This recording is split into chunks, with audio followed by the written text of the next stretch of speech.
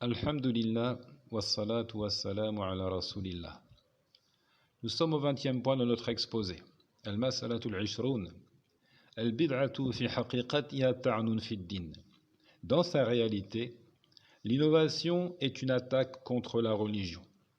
L'innovation est une offense, une attaque contre la religion d'Allah.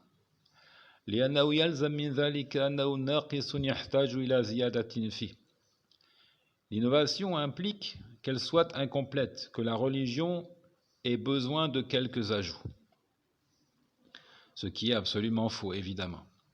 Allah subhanahu nous dit Al-yawma akmaltu lakum dinakum wa atmamtu alaykum ni'mati wa raditu lakum al-islam dina. Aujourd'hui, j'ai parachevé pour vous votre religion. J'ai accompli sur vous mon bienfait et j'agrée pour vous l'islam comme religion. Donc la religion, elle est parachevée, elle est complète. Du vivant du prophète, alayhi salatu wassalam, il n'y a plus rien à ajouter. Et dans le fameux récit connu de tous, Man amila amalan laysa alayhi amruna fahuwa radd. Celui qui fait une œuvre qui ne relève pas de notre ordre, alors elle est rejetée, elle n'est pas acceptée.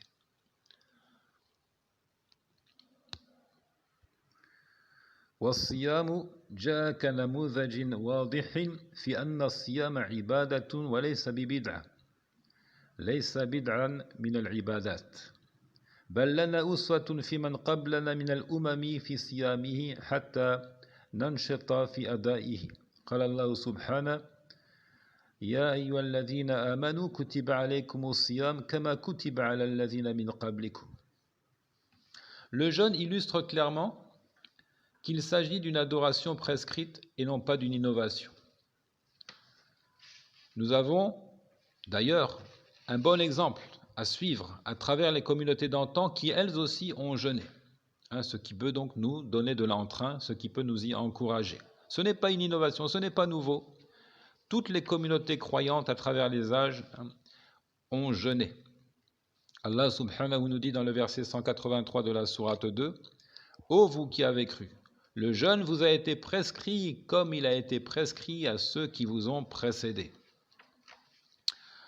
لكننا لا نبدل ولا نغير من صفة الصوم شيئا وفي الحديث أنا أصوم وأفطر وفي الحديث من رغب عن سنتي فليس مني. Toutefois, il faut préciser que nous jeûnons de la manière prescrite, telle que le prophète sallallahu alayhi wa sallam nous l'a enseigné. Nous ne modifions aucunement la manière de jeûner qui nous fut léguée par le prophète. Dans le récit des 3 jeunes gens venus se renseigner sur les adorations accomplies par le messager chez lui, dans sa maison, dans son foyer, et tandis que ces jeunes gens ont trouvé ça un peu léger, l'un d'eux a dit « Amma ana fa'asum wa la uftir » Quant à moi, je jeûnerai sans jamais m'arrêter. Mais le prophète sallallahu alayhi wa sallam le lui reprocha grandement en disant qu'il jeûne certes, mais qu'il lui arrive aussi de rompre et de passer des jours sans jeûner. Parlons ici du restant de l'année, pas du ramadan évidemment. Et il fit ensuite cette déclaration menaçante. Quiconque s'écarte de ma tradition n'est pas des miens. Quiconque s'écarte de ma tradition n'est pas des miens. قال هذا الشاب أما أنا فأصوم ولا أفطر فقال عندما سمع ذلك عليه الصلاة والسلام من راغب عن سنتي فليس مني. Et dans le récit de Aïcha radiallahu anha qu'elle dit à propos du messager, de son attitude كان يصوم حتى نقول لا يفطر وكان يفطر حتى نقول لا يصوم. Il arrivait au prophète alayhi salatu wassalam de jeûner à tel point qu'on se dise il ne rompt jamais le jeûne. Il lui arrivait aussi de passer des jours ou des semaines sans jeûner, de telle sorte qu'on dise il ne jeûne jamais. Donc il y a des périodes durant lesquelles le prophète alayhi salatu wassalam jeûnait abondamment, et ces périodes sont bien connues. Par exemple, il est connu qu'il faut beaucoup jeûner durant le mois de Sha'ban. Et d'autres périodes de l'année durant lesquelles il ne jeûnait que très peu, alayhi salatu wassalam, selon les dires donc de ses propres épouses, qui sont les mieux placées pour nous renseigner sur son attitude dans l'intimité, dans ce qu'il y a de plus secret.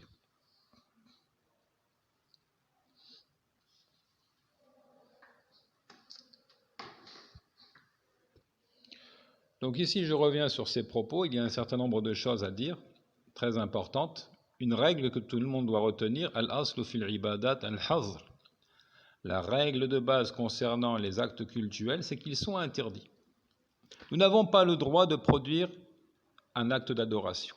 Qu'est-ce que ça signifie?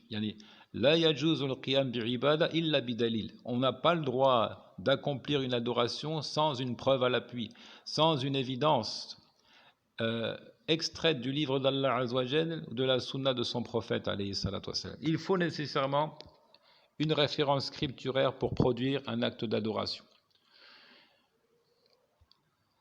L'innovation dans la religion, c'est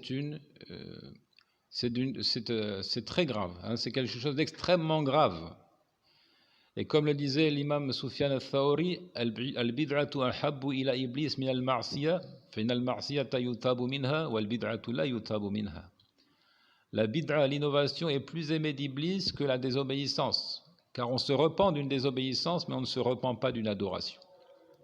Hein? Généralement, l'individu n'est pas assisté au repentir pour avoir produit des innovations religieuses. C'est d'ailleurs comme cela que l'on comprend la narration dans laquelle le prophète alayhi salatu wassalam a dit « Inna Allah hajaba tawbata an sahibi kulli bid'a » Allah Azzawajal a placé un voile, c'est-à-dire entre celui qui accomplit une innovation et le repentir. En d'autres termes, il n'est pas assisté au repentir. En effet, comment se repentirait-il d'une œuvre qu'il perçoit comme un bon moyen de se rapprocher d'Allah, d'une œuvre qu'il pense relever du culte, hein, de l'adoration? C'est pour cela que Ayyub as-Sakhtiyani disait « Mazdada sahibu bid'atin ijtihadan illa wasdada min Allahi bu'da » Mettant en garde contre l'innovation, il disait « Toutes les fois que l'auteur d'une innovation fournit plus d'efforts, hein, il s'éloigne davantage d'Allah.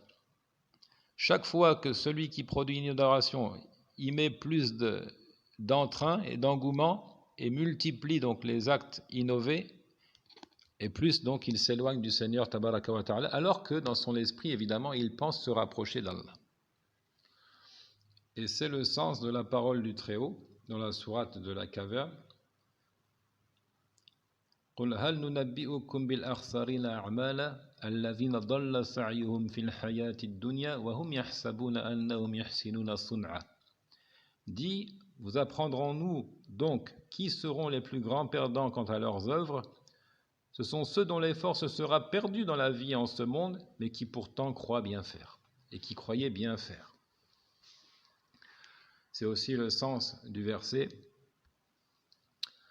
Amilatun nasiba tasla naran hamiya. Dans la sourate 88, versets 3 et 4, et il nous parle des gens de l'enfer. Il dit peinants, épuisés, qui brûleront dans un feu très ardent. Donc, Amilatun nasiba, hein, ils ont œuvré, ils ont produit des actes, ils se sont éreintés, épuisés dans la production de ces actes. Et quel est le résultat? Qui brûleront dans un feu très ardent. Tout simplement parce qu'ils n'ont pas produit les bons actes. Une adoration ne doit être produite, comme je l'ai dit, que sur la base d'une référence scripturaire, sans quoi on risque d'œuvrer en vain. Comme il l'a dit ici, le jeûne n'est pas une innovation, dans le sens où il avait été commandé aux communautés d'antan. Ça nous rappelle le verset « Qul ma kuntu bid'a min ar-rusuli » dit « Je n'innove en rien par rapport aux autres messagers ». Toutefois, il y avait donc des différences dans la manière de faire.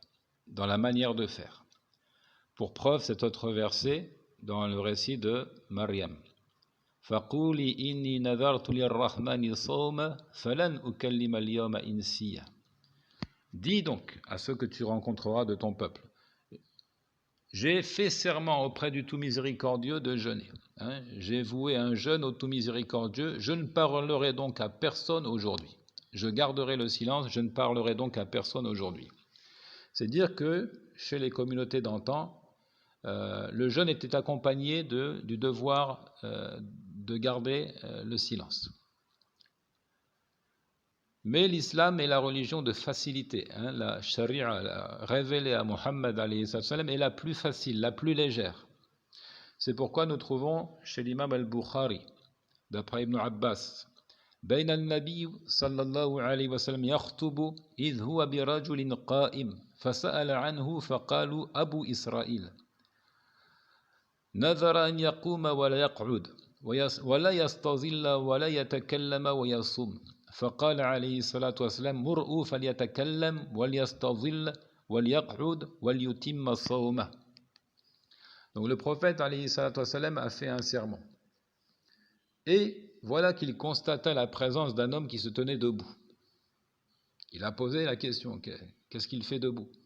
Et ils ont répondu, il s'agit de Abu Israël, un homme qui a fait vœu de rester debout sans jamais s'asseoir, de ne point se mettre à l'ombre, donc de rester sous le soleil, de ne pas parler et de jeûner.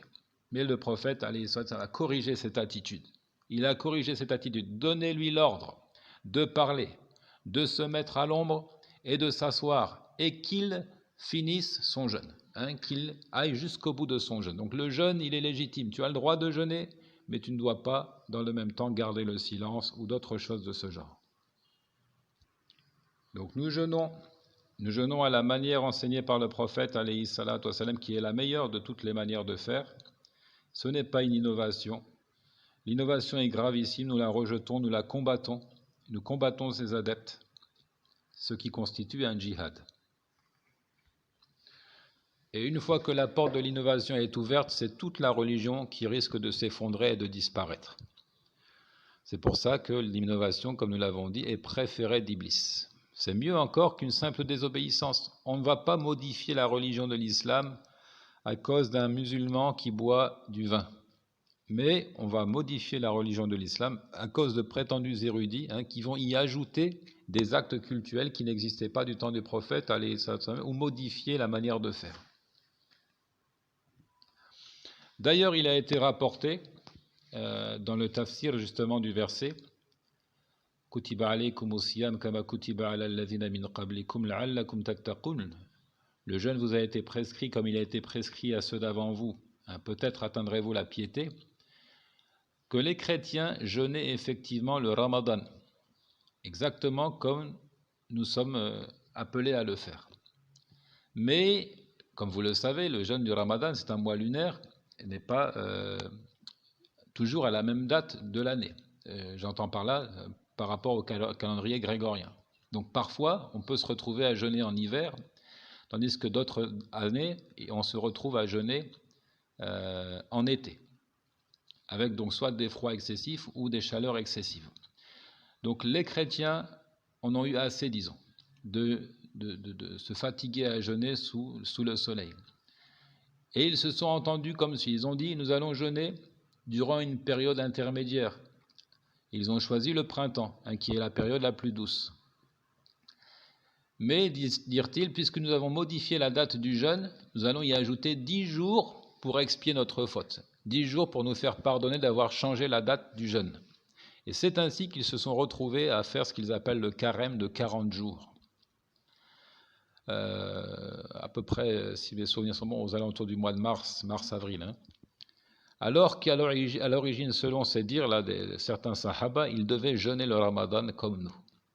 Voyez donc la gravité de la bid'a. Qu'Allah nous préserve, qu'Allah nous guide vers sa voie droite, qu'il nous épargne de sombrer dans l'innovation religieuse. Wallahu ta'ala a'lam.